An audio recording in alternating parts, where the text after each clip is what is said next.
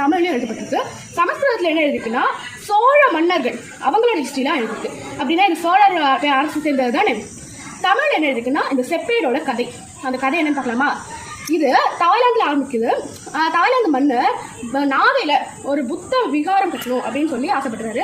ஏன்னா அங்கே அப்போ நாகையில் புத்தர்கள் அதிகமாக போய் வசிச்சுட்டு இருந்திருக்காங்க. அங்கே ஒரு விகாரம் கட்டினா அவங்களுக்கு யூஸ்ஃபுல்லாக இருக்கும் அப்படின்னு தாய்லாந்தில் இருக்கிற மன்னர் தமிழ்நாட்டில் இருக்கக்கூடிய நாகையில் விகாரம் கட்டணும்னு யோசிக்கிறாரு. அதுக்காக அப்போ வந்து மன்னருக்கு ஒரு லெட்டர், ஹாய் இப்படி ஒரு விகாரம் கட்ட போகிறேன் ஓகேவா அப்படின்ற மாதிரி ஒரு பர்மிஷன் லெட்டர் எழுதுறாரு. அது இங்கே மன்னர் வந்து சேரும். அப்போ இங்கே ஆட்சி செஞ்சுட்டு இருந்தது யார்? பேரரசன் ராஜராஜ சோழன். அவர் தான் ஆட்சி செஞ்சுட்டு இருக்காரு. அவர் ஓகேப்பா நீ எழுதிக்கோ அப்படிங்கிற மாதிரி ஒரு லெட்டர் அனுப்பிச்சுட்டு இந்த பக்கம் இன்னொரு ஓலையில் இன்னொரு லெட்டர் எழுதுறாரு. அந்த ஆனைமங்கல ஊருடைய மக்களுக்கும் அந்த விஓக்கு எழுதுறாரு. என்னன்னா இது மாதிரி அவங்க ஊரை நான் டொனேட் பண்ணியிருக்கேன், ஒரு விகாரம் கட்டுவாங்க அப்படிங்கிற மாதிரி ஒரு லெட்டர் எழுதி அனுப்புறாரு. அங்கே அதுக்கப்புறம் ஃபென்சிங், அதாவது வேலி போடுறாங்க. வேலி எப்படி அந்த காலத்தில் போடுறாங்க அப்படின்னா ஒரு யானை மேலே பாகனை அமர்த்தி பாகனை ஊர் ஃபுல்லாக, அந்த யானையோட பாகனை ஊர் ஃபுல்லாக சுற்றி வைக்கிறாங்க. அப்படி சுற்றி வரும்போது அந்த யானையோட கால்கள் எந்தெந்த இடத்துலலாம் படுதோ அந்த இடத்துலலாம் வந்து ஒரு கல் ஊற்றப்படுது. அந்த கல்லுக்கு நடுவில் கேப் இருக்குல்ல, அந்த கேப்பில் முள் செடிகள் விதைக்கிறாங்க. முள் செடிகள் நடுறாங்க, விதைக்கிறாங்க. அதை அந்த வியூவை வந்து பதிவு செஞ்சு மன்னர் அனுப்புறாரு. ஓகே வேலை ஸ்டார்ட் பண்ணிடலாமே அப்படின்னு சொல்லி ஒரு நல்ல இடத்த செலக்ட் பண்ணி அந்த வேலைலாம் ஸ்டார்ட் பண்ணிருக்காங்க.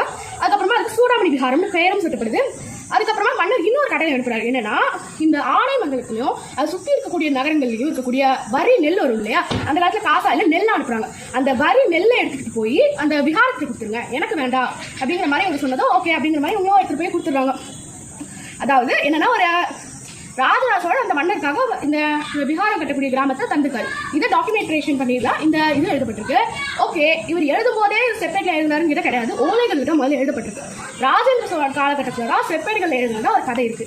அதுக்கப்புறமா இந்த செப்பேடுகளோட போட்டோ இங்கே தெரியும். பாத்தீங்க அப்படின்னா என்ன இருக்குன்னா ஒரு புலி இருக்கும். அந்த செப்பேடோட ரிங்கில் பார்த்தீங்கன்னா ஒரு புலி இருக்கும். அந்த புலிக்கு பக்கத்தில் மீன்கள், 2 மீன்கள், பாண்டியர்கள் சின்ன மீன், கீழே வில் இருக்கும், ஒரு வில் இருக்கும். அதுக்கு மேலே எல்லாத்துக்கும் மேலே ஒரு கொற்றை குடை இருக்கும். அது குடையில அதாவது என்ன சொல்றாங்கன்னா 3 பேரரசர்களையும் ஒரே குடைக்கு கீழே கொண்டுட்டு வந்து சோழ தேசம் அப்படிங்கிற மாதிரி சொல்றாங்க. இது எப்படி சோழ தேசம் தான் கன்ஃபார்ம் பண்றாங்கன்னா அது சுத்தி எழுதிக்கிறது பாருங்க, ராஜேந்திர சோழனுடைய மெய்கீர்த்தி அப்படின்னா ஒரு காலத்துல இதுவாக கூட அவரோட பர்சனல் முத்திரையா கூட யூஸ் பண்ணிக்கலாம் தானே. இந்த இவ்வளவு பெருமைக்குரிய ஒரு ஓலைச்சுவடி செப்பேடு தான் வந்து இப்போ இந்தியாவுக்கு வரப்போகுது.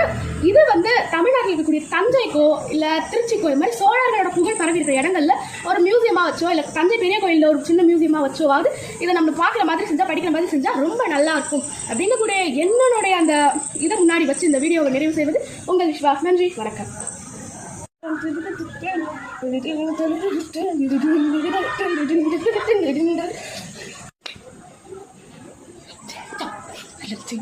Oh.